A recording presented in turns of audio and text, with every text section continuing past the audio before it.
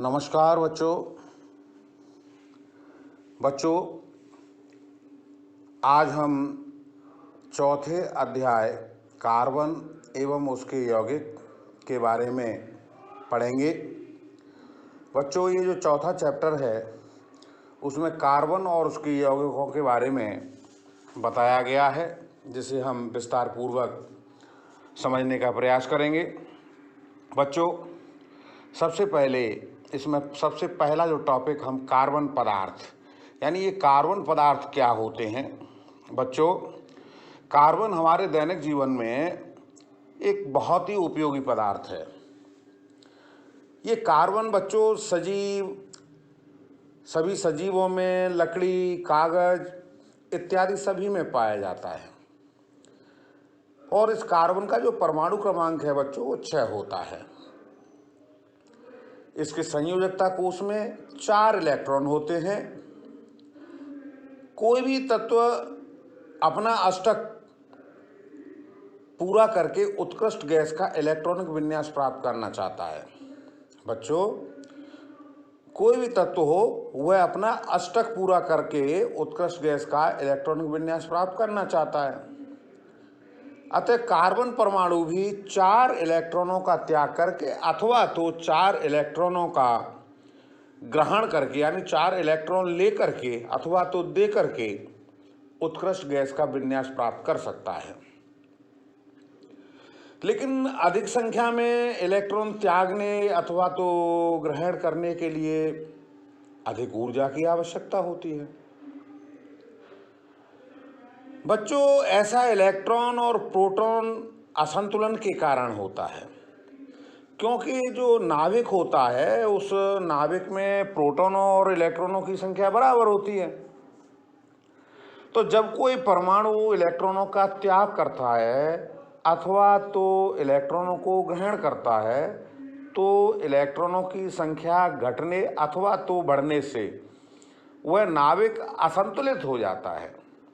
बच्चों, संतुलन बनाए रखने के लिए अधिक ऊर्जा की आवश्यकता होती है।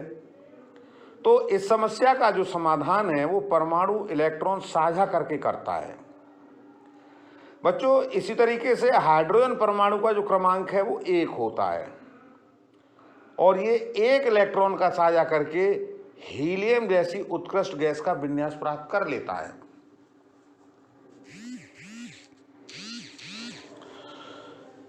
बच्चों, अब अगला टॉपिक हम लेते हैं कार्बनिक यौगिक। बच्चों, ऐसे यौगिक जिनमें कार्बन उपस्थित होता है, ऐसे यौगिक जिनमें कार्बन उपस्थित होता है कार्बनिक यौगिक कहलाते हैं। कुछ कार्बनिक यौगिक गलित अवस्था में विद्युत का चालन भी करते हैं।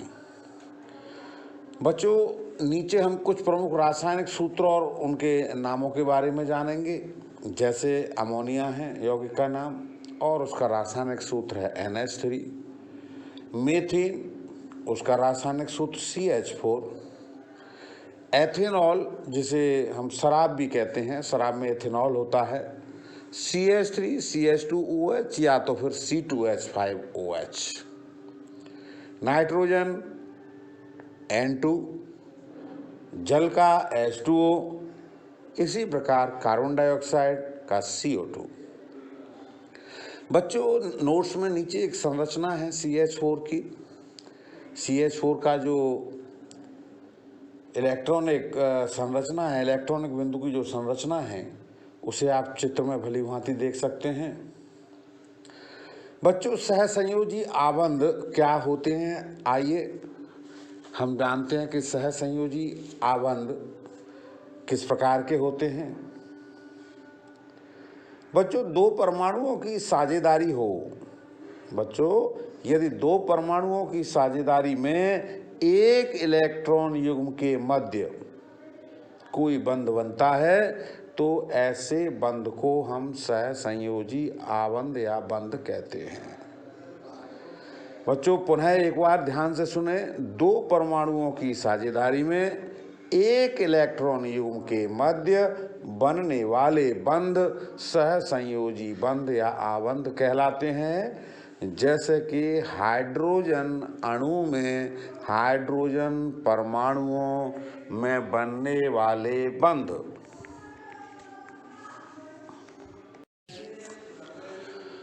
बच्चों, सहसंयोजी जो आबंध हैं वो भीतर से बहुत मजबूत होते हैं और इनका अंतराणुक बल बहुत कम होता है। चूंकि इनका अंतराणुक बल बहुत कम होता है, इसलिए इनके गलनांक, क्वथनांक ये भी कम होते हैं। चूंकि इलेक्ट्रॉन बंधित अवस्था में होते हैं तो विद्युत का चालन भी नहीं कर सकते, इसलिए हम ये कहते हैं कि ये विद्युत के कुचालक होते हैं। तो बच्चों, ये थे सहसंयोजी आबंध। अब हम चलते हैं अगले टॉपिक पर कि कार्बन के अपर रूप। तो बच्चों, कार्बन के अपर रूपों के बारे में हम जानेंगे। बच्चों, कार्बन पदार्थ प्रकृति में कई रूपों में विद्यमान होता है। इसके प्रत्येक रूप को कार्बन का अपर रूप कहते हैं। ग्रेफाइट और जो हीरा है, ग्रेफाइट और हीरा, ये कार्बन के दो प्रमुख अपर रूप होते हैं। इनमें अगर हमें अंतर करना है, इनमें कोई विभेद अगर हमें करना है, तो हम केवल आबंधन के आधार पर विभेद कर सकते हैं। तो बच्चों, पहले हम अगर ग्रेफाइट के बारे में समझें तो देखिए ग्रेफाइट क्या है। ग्रेफाइट की जो संरचना है वो षटकोणीय व्यूह की होती है। ग्रेफाइट की जो संरचना है वो षटकोणीय व्यूह की होती है। इसकी संरचना में एक जो लेयर होती है वो दूसरी लेयर के ऊपर फिसल सकती है और ये एक चिकना जो है स्तर होता है, इसका लेयर जो है चिकना होता है। ग्रेफाइट संरचना में प्रत्येक कार्बन परमाणु अन्य 3 कार्बन परमाणुओं से जुड़ा होता है। तो उनमें से जिनमें हम कह सकते हैं कि 2 के साथ एकल बंध बनता है और एक कार्बन परमाणु के साथ डबल बॉन्ड बनता है, यानी द्विबंध बनता है। इसके कारण इसका जो संयोजी कोश है वो पूरा भर जाता है। तो ग्रेफाइट सहसंयोजी ठोस होते हुए भी विद्युत की चालकता को प्रदर्शित करता है, इसलिए हम ये कह सकते हैं कि ग्रेफाइट जो है वो विद्युत का सुचालक होता है। बच्चों, आप अगले पेज पर आप इसकी ग्रेफाइट की एक संरचना दी हुई है, तो आप उससे समझ सकते हैं कि ये इसके जो कार्बन परमाणु हैं वो अन्य 3 कार्बन परमाणुओं से किस प्रकार जुड़े होते हैं। आइए अब हम जो हीरा है, हीरा के बारे में समझने का प्रयास करते हैं। बच्चों, हीरे की जो संरचना है वो त्रिआयामी होती है। हीरा प्रकृति में पाया जाने वाला सबसे सर्वाधिक कठोर पदार्थ होता है। तो इसके प्रत्येक कार्बन परमाणु 4 अन्य कार्बन परमाणुओं के साथ मिलकर के एकल बंध के द्वारा आबंधित रहते हैं।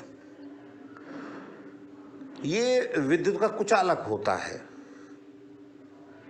शुद्ध कार्बन को उच्च दाब और ताप पर अगर हम उपचारित करें तो हीरे को बनाया जा सकता है।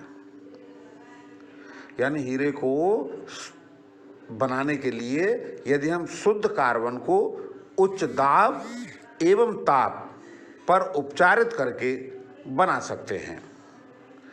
बच्चों, ये संश्लेषित जो हीरे हैं वो आकार में बहुत छोटे होते हैं और जो प्राकृतिक हीरे होते हैं उनसे अभेदनीय होते हैं। हीरे का जो मुख्य उपयोग हम लोग करते हैं बच्चों, वो कांच को काटने के लिए करते हैं। आपने देखा होगा कि कांच को काटने के लिए जो औजार होता है वो हीरे से बना होता है। तो इस प्रकार से 2 अलग अलग संरचनाओं के कारण हीरा और ग्रेफाइट के जो भौतिक गुणधर्म है वो भी अलग अलग होते हैं, लेकिन इनके रासायनिक गुणधर्म समान होते हैं। फुलेरीन भी कार्बन का एक अन्य अपर रूप होता है और इस फुलेरीन में 60 कार्बन परमाणु फुटबॉल के रूप में एक दूसरे से व्यवस्थित रहते हैं, जुड़े होते हैं। तो बच्चों, आपने ये हीरे के बारे में समझा, उसके उपयोग को भी समझा।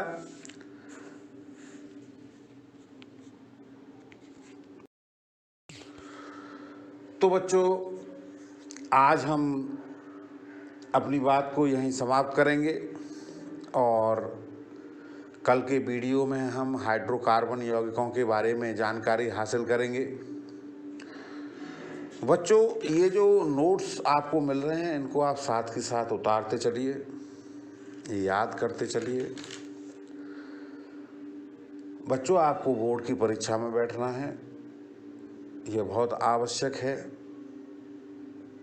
कि आप विज्ञान की तैयारी को विधिवत रूप से करते रहिए।